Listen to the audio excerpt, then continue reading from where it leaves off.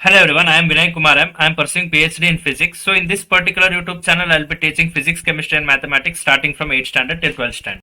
Coming to the 7th question. So there is an 8000 kg train engine and this particular train engine is pulling 5 wagons. And here each wagon is weighing 2000 kg. So here total 5 wagons are there. So 5 into 2000 kg will be equal to 10,000 kg.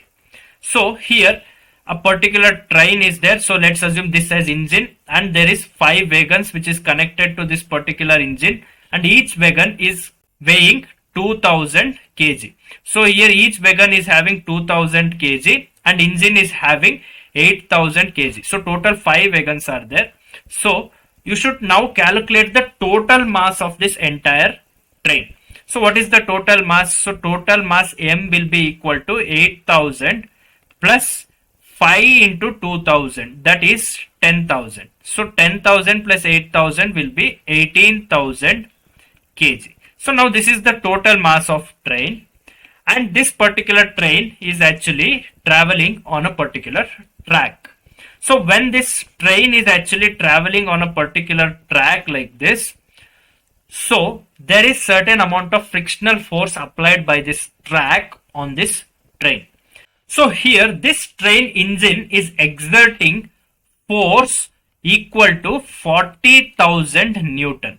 So here capital F is the force exerted by train. So force exerted by engine of this particular train is equal to 40,000 Newton, and let this small force F be the frictional force which is acted opposite to the force exerted by the engine of the train, and that frictional force offered by this particular track onto the train is equal to 5000 Newton.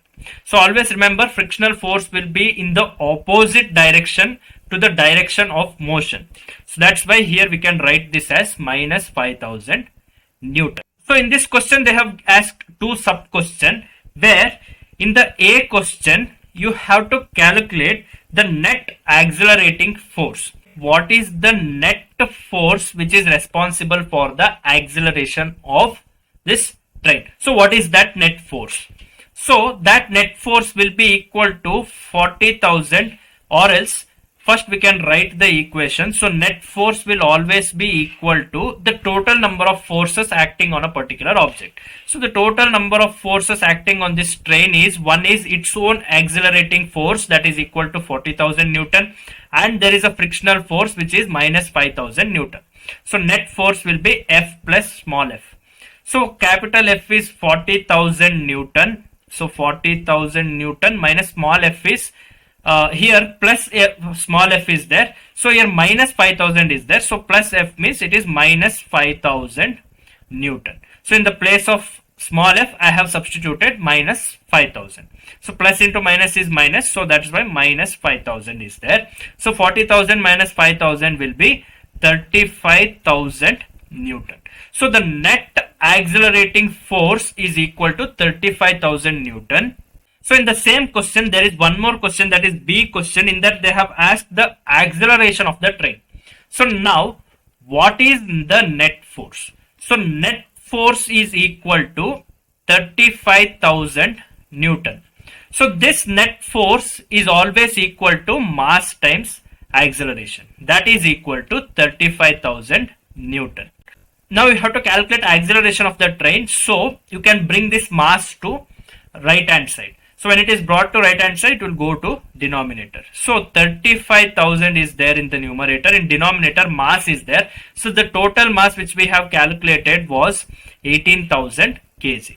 So here 3 zeros gets cancelled with each other. So when you do 35 by 18, then it is, so A is equal to 1.944 meter per second square. So this is the acceleration of train, and the net accelerating force is 35,000, because the total force acting in this particular system is plus 40,000 and minus 5,000, that is frictional force. So when you do 40,000 minus 5,000, it will be 35,000, and when you use that net accelerating force, you can calculate the acceleration. That will be equal to 1.944 meter per second square.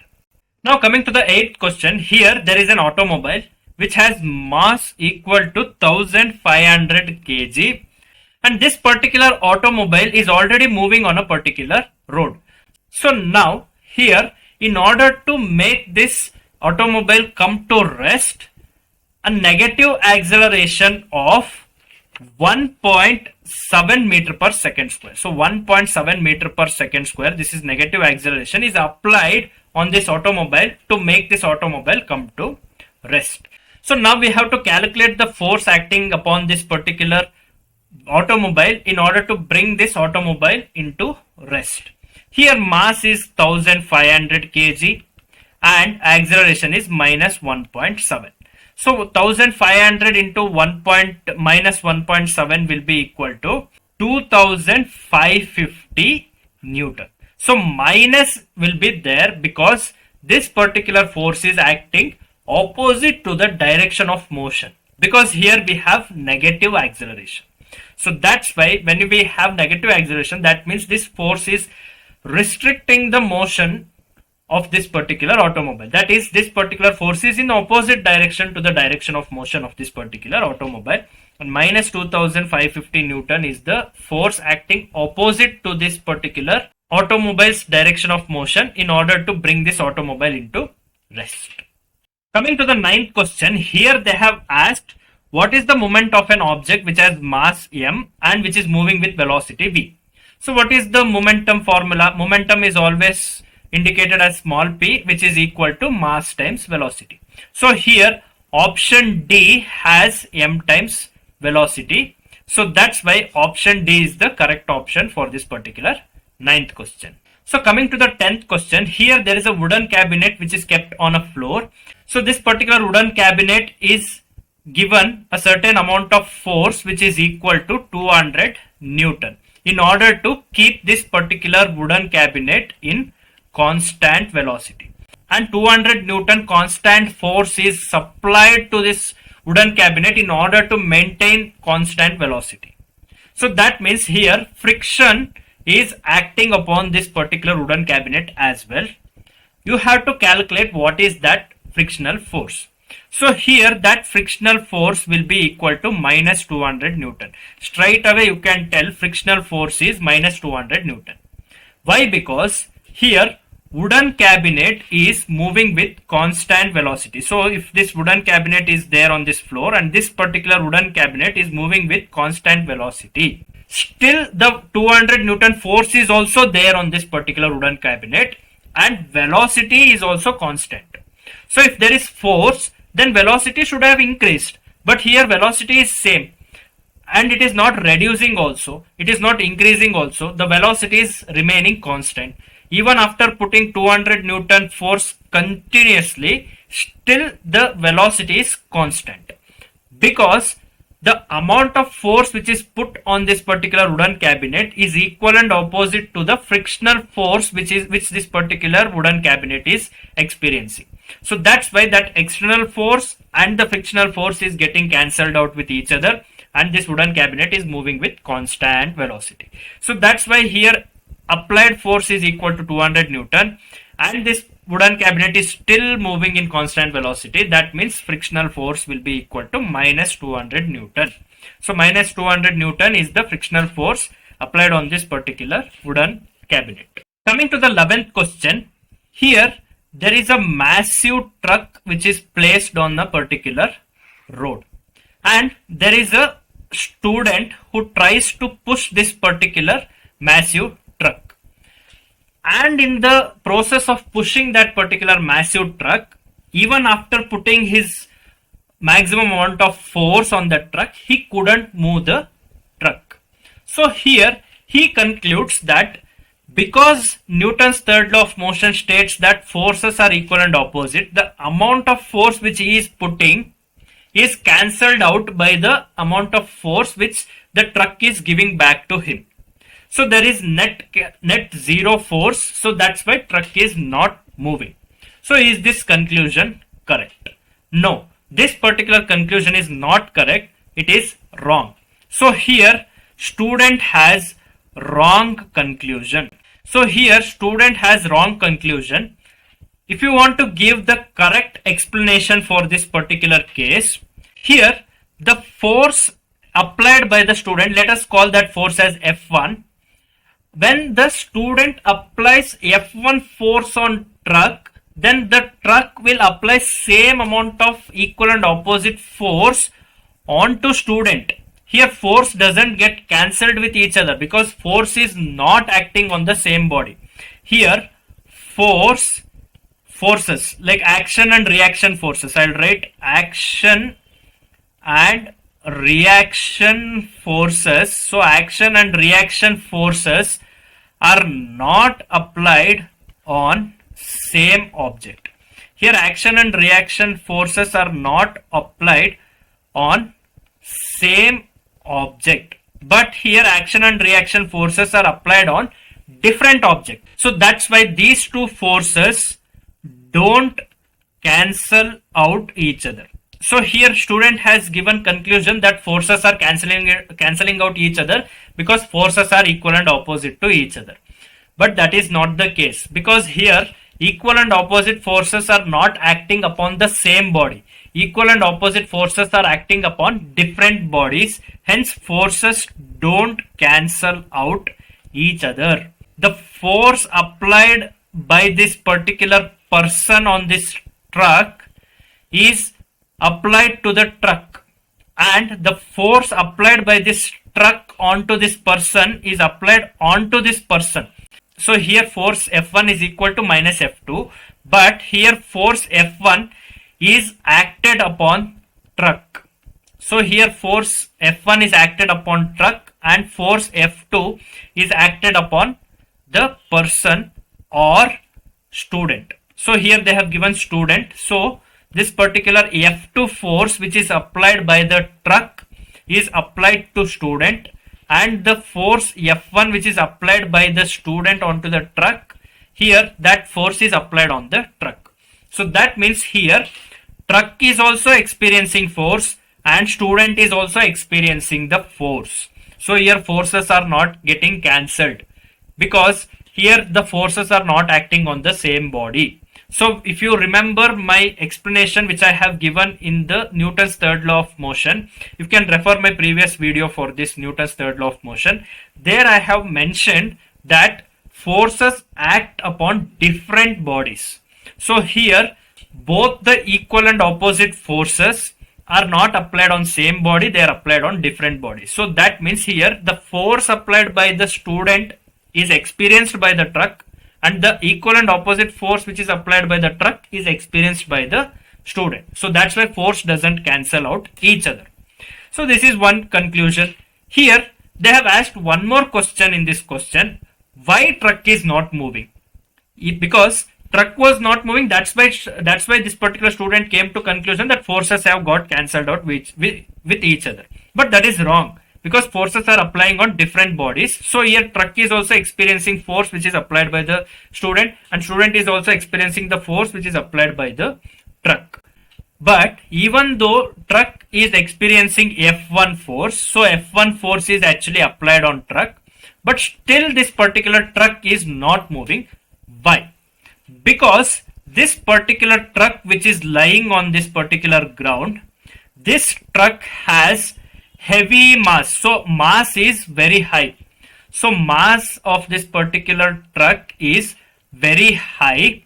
Because it has very high mass, the static friction between this particular tire and the earth surface or this road surface is more. So about static friction you will be learning in your higher classes. As of now I will just give the equation for static friction. So static friction is equal to, so here I am writing static friction is equal to mu s dot normal force n. So here mu s is the coefficient of static friction and n is the normal force.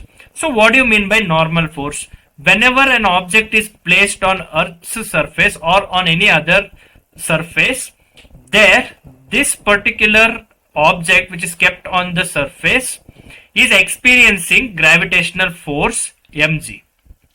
But still this particular object is not moving to the center of the earth. It is standing on that particular road itself, because that road is applying equal and opposite force for this gravitational force that is known as normal force N.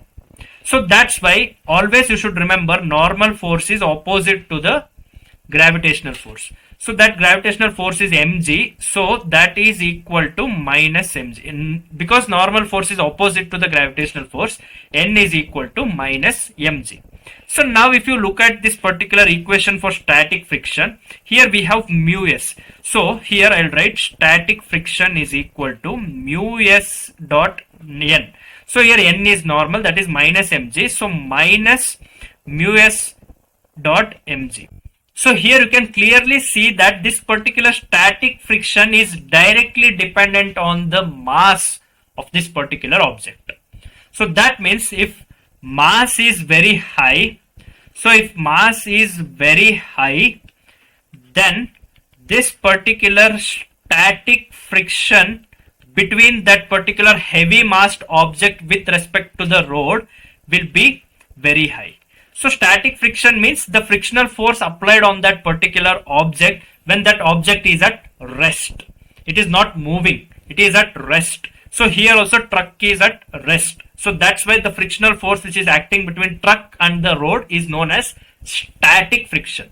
So this static friction is very high because mass of this particular truck is very high. So the force F1 which is applied by the person on this truck is very less. So here F1 is very much less than the static friction which is there in between the road and the truck which is there on that particular road. So this static friction is very much greater than the force applied by this particular person.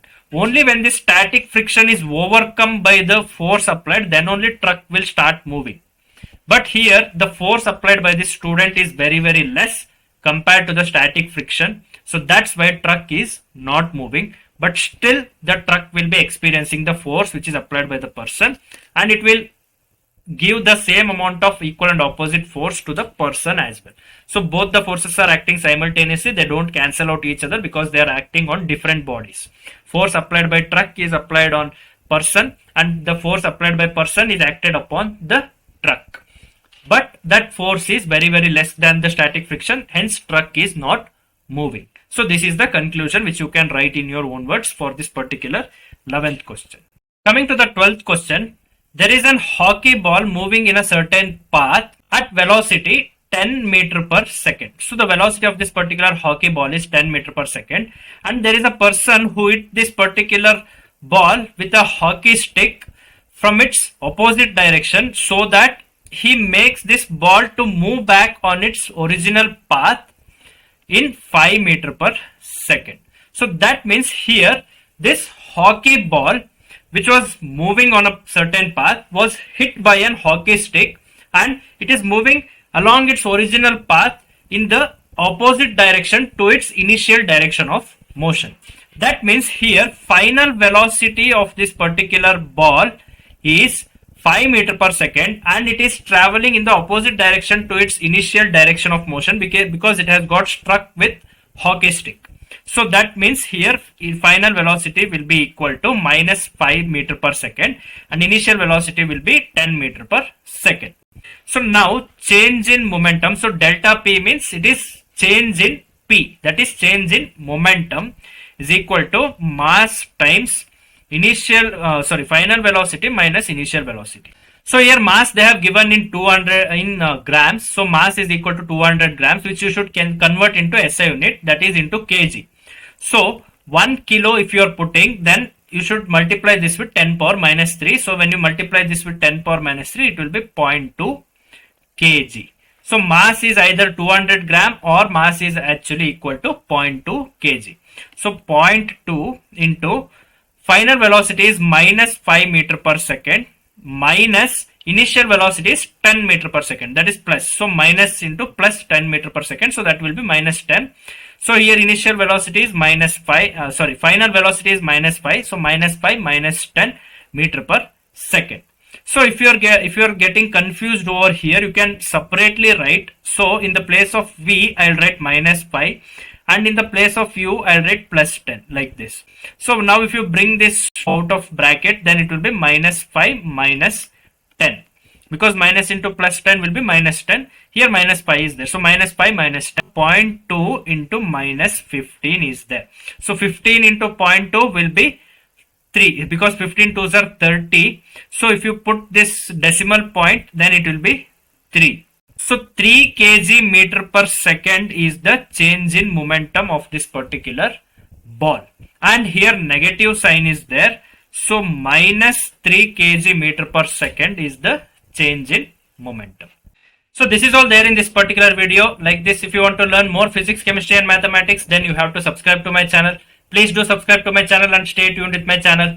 Thank you.